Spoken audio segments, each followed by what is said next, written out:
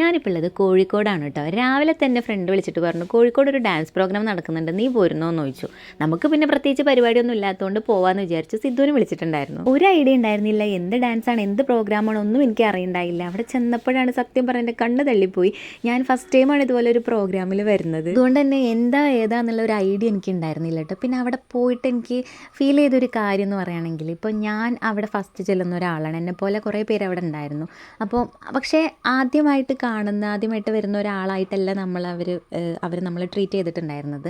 കാരണം അവിടെ ഒരു ഫാമിലി, അവർ മൊത്തം ഒരു ഫാമിലി, ഒരു തരത്തിലും അവിടെ ഒരു വേർതിരിവോ കാര്യങ്ങളോ ഒന്നും ഞാൻ കണ്ടില്ല എന്നുള്ളതാണ് അവിടുത്തെ ഒരു പ്രത്യേകത. അവരുടെ ലൈഫ് എന്ന് പറയുന്നത് ഡാൻസാണ്, അതാണ് അവിടെ എൻജോയ് ചെയ്യുന്നത്. പിന്നെ നമ്മളിങ്ങനെ ചുറ്റും കാണുന്നതിന് മാത്രമല്ല, കാരണം നമ്മൾ കാണുന്ന എല്ലാ സംഭവത്തിനും അതിൽ കൂടുതൽ കാര്യങ്ങളുണ്ട് നമുക്ക് പഠിക്കാനായാലും ചിന്തിക്കാനായി കഴിഞ്ഞാൽ. ഇപ്പോൾ ഡാൻസ് ആയി കഴിഞ്ഞാലും ഞാൻ കണ്ട ഡാൻസൊന്നും അല്ല അവിടെ.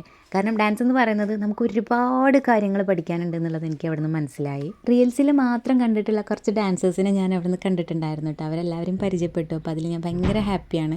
അപ്പോൾ അവിടുത്തെ പ്രോഗ്രാം എല്ലാം കഴിഞ്ഞ് അവിടെ DJ ഒക്കെ ഇട്ട് നമ്മൾ കുറച്ച് ചില്ല് ചെയ്തിട്ടാണ് ഇറങ്ങിയിട്ടുണ്ടായിരുന്നത്. കോഴിക്കോട് വരെ വന്നിട്ട് ബീച്ചിൽ പോകാതെ പോകുന്ന മോശമല്ല. സിദ്ധു വന്നപ്പോൾ തൊട്ട് തുടങ്ങിയിട്ടുണ്ട് നമുക്ക് ബീച്ചിൽ പോകണം എന്ന്. ടൈം ഉണ്ടെങ്കിൽ ഞാനും പോകാമെന്ന് വിചാരിച്ചിട്ടുണ്ടായിരുന്നു. അപ്പോൾ നമ്മൾ നേരെ ബീച്ചിൽ പോയി. എനിക്കിഷ്ടമാണ് കേട്ടോ ഇവിടെ ഇങ്ങനെ വന്നിരിക്കാനും ഒന്ന് റിലാക്സ് ചെയ്യാനൊക്കെ എനിക്കിഷ്ടമുള്ള കാര്യമാണ്. ഞാനും അവനും കൂടെ കുറച്ചധികം നേരം ഇവിടെ സ്പെൻഡ് ചെയ്തു.